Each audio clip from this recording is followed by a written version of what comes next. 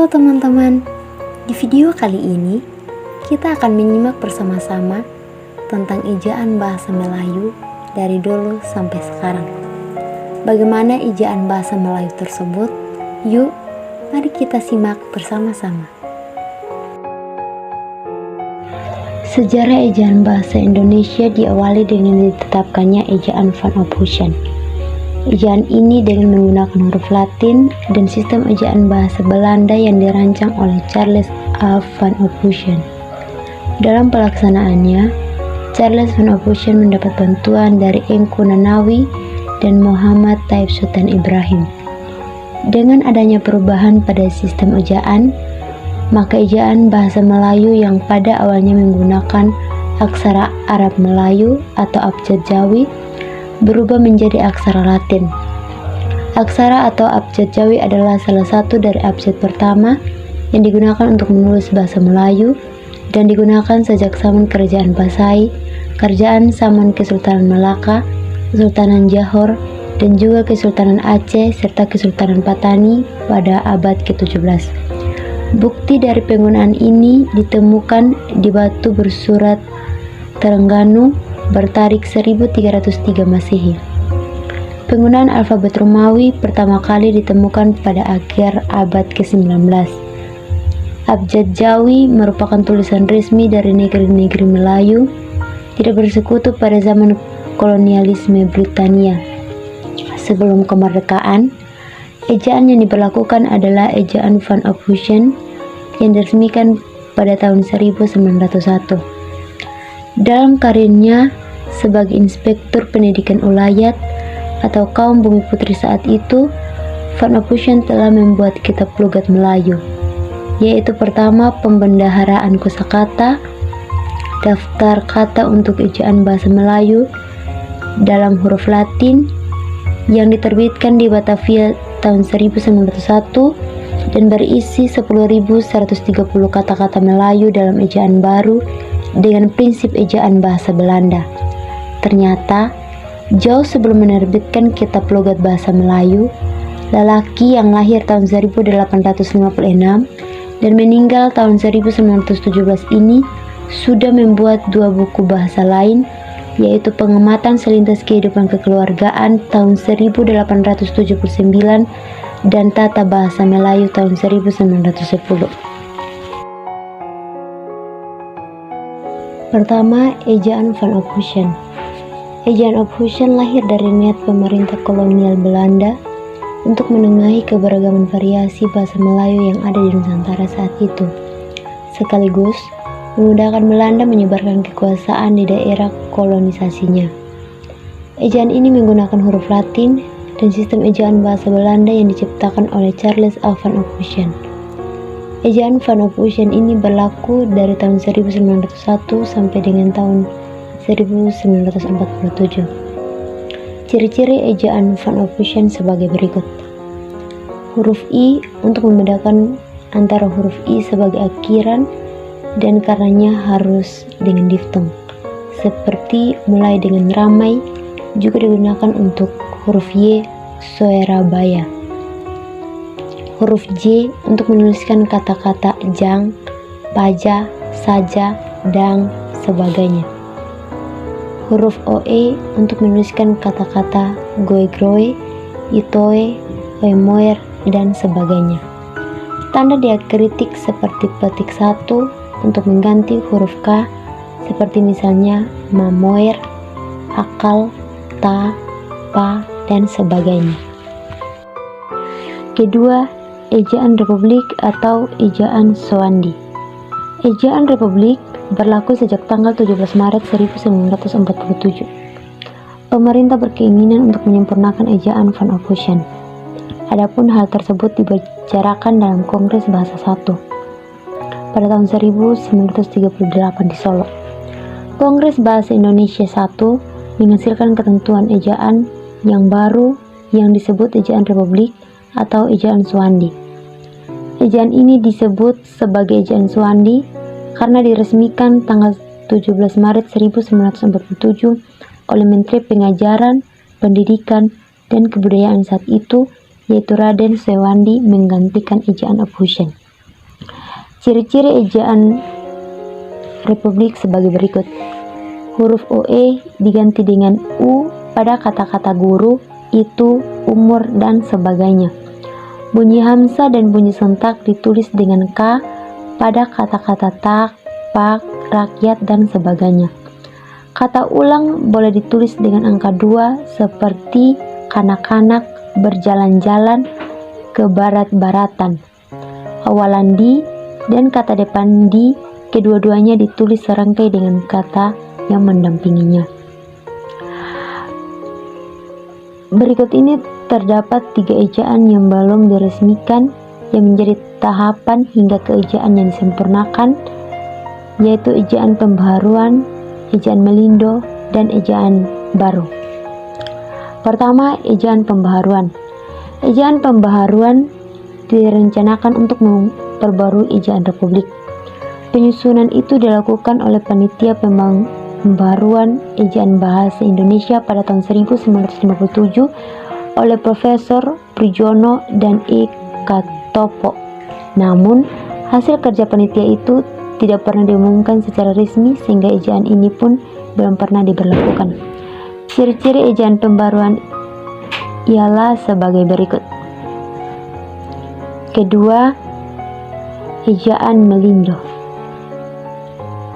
Ejaan melindo sebagai hasil usaha penyatuan sistem ejaan dengan huruf Latin di Indonesia dan Persekutuan Tanah Melayu pada tahun 1959. Akan tetapi, karena terjadi masalah politik antara Indonesia dan Malaysia selama bertahun-tahun, akhirnya peresmian ejaan ini tidak dilaksanakan. Ciri-ciri ejaan melindo ialah sebagai berikut. Ketiga, ejaan baru atau ejaan LB. Pada tahun 1967, Lembaga Bahasa dan Kesusastraan yang sekarang bernama Badan Pengembangan dan Pembinaan Bahasa mengeluarkan ejaan baru. Pembaruan ejaan ini merupakan kelanjutan dari ejaan melindo yang gagal diresmikan pada saat itu. Adapun huruf vokal dalam ejaan ini terdiri dari I, U, E, I, O, dan A. Setelah melalui masa-masa kegalauan perencanaan bahasa di era Soekarno, masalah-masalah ini dirampungkan sehingga akhirnya Soeharto meresmikan EYD pada perayaan kemerdekaan Indonesia tahun 1972 silam. Ketiga, ejaan bahasa Melayu yang disempurnakan atau EYD. Ejaan ini diresmikan pada tanggal 17 Agustus 1972 berdasarkan putusan Presiden nomor 57 tahun 1972 oleh Presiden Republik Indonesia Soeharto untuk menggantikan ejaan Republik atau ejaan Suandi. Departemen Pendidikan dan Kebudayaan menyebarkan buku kecil yang berjudul Pedoman Ejaan Bahasa Indonesia yang disempurnakan sebagai patokan pemakaian ejaan itu.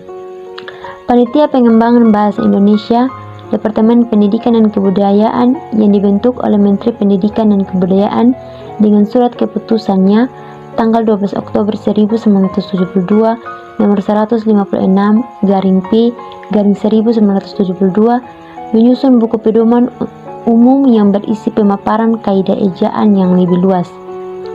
Pada tahun 1988, Pedoman Umum Ejaan yang Disempurnakan atau PUEYD edisi kedua diterbitkan berdasarkan keputusan Menteri Pendidikan dan Kebudayaan Republik Indonesia nomor 0543A-U-1987 pada tanggal 9 September 1987.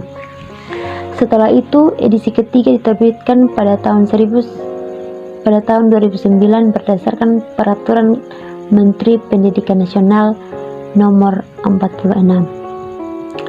Dalam ejaan ini ada beberapa hal perubahan, yaitu penggunaan huruf C yang menggantikan TJ seperti misalnya pada kata-kata sebagai berikut. DJ digantikan dengan huruf C, penggantian C menjadi KH, pengubahan penulisan NJ menjadi NY, perubahan SC menjadi SY, dan yang terakhir perubahan J menjadi Y. Beberapa kebijakan baru yang ditetapkan di dalam EJD antara lain huruf F, V, dan Z yang merupakan unsur serapan dari bahasa asing diresmikan pemakaiannya. Huruf Q dan X yang lazim digunakan dalam bidang ilmu pengetahuan tetap digunakan, misalnya pada kata Furkan dan Xenon. Awalan di, strap, dan kata depan di dibedakan penulisannya. Kata depan di pada contoh di rumah, di sawah, penulisannya dipisahkan dengan spasi, seperti di. Pada dibeli atau dimaksud ditulis serangkai dengan kata yang mengikutinya. Kata ulang ditulis penuh dengan mengulang unsur-unsurnya. Angka 2 tidak digunakan sebagai penanda perulangan. Secara umum, hal-hal yang diatur dalam EJD adalah sebagai berikut. Penulisan huruf termasuk huruf kapital dan huruf miring, penulisan kata, penulisan tanda baca, penulisan singkatan dan akronim, penulisan angka dan lambang bilangan, penulisan unsur serapan. Ejaan Bahasa Indonesia 2015 sekarang, pemerintah terus mengupayakan pembenahan terhadap ejaan Bahasa Indonesia melalui Badan Pengembangan dan Pembinaan Bahasa Indonesia. Pasalnya, pemerintah meyakini bahwa ejaan merupakan salah satu aspek penting dalam pemakaian bahasa Indonesia yang benar. Ejaan Bahasa Indonesia ini diresmikan pada 2015 di masa pemerintahan Joko Widodo dan Anies Baswedan sebagai materi pendidikan dan kebudayaan Republik Indonesia. Berdasarkan Peraturan Materi Pendidikan dan Kebudayaan Republik Indonesia Nomor 50 Tahun 2015 tentang Pedoman Umum Ejaan Bahasa Indonesia. Ejaan Bahasa Indonesia pun resmi berlaku sebagai ejaan baru Bahasa Indonesia. Latar belakang diresmikan ejaan bahasa ini adalah karena perkembangan pengetahuan, teknologi, dan seni sehingga pemakaian bahasa Indonesia semakin luas.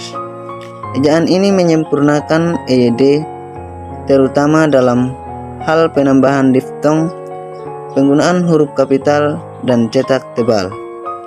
Berikut ini adalah beberapa perbedaan ejaan bahasa Indonesia dengan EJD.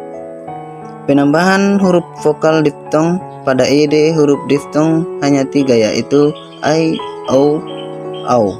Sedangkan pada ejaan bahasa Indonesia huruf diftong ditambah 1, yaitu E. Misalnya pada kata geser dan survei. Lafal huruf E menjadi 3 jenis, contohnya seperti pada lafal peta kena militer. Penggunaan huruf tebal dalam EJD.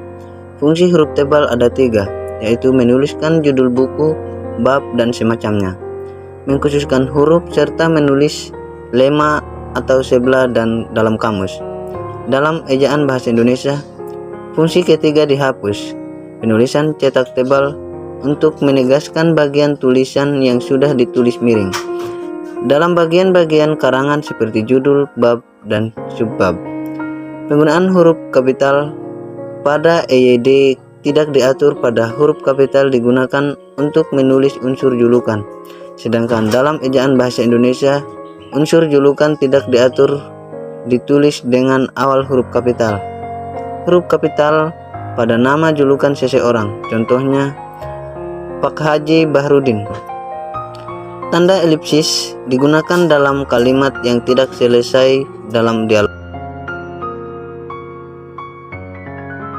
Itulah ejaan bahasa Melayu atau bahasa Indonesia dari dulu sampai sekarang. Dan jika teman-teman ingin tahu lebih dalam lagi, bisa lihat dan baca di KBBI dan EBI karena sudah dibuat versi daring.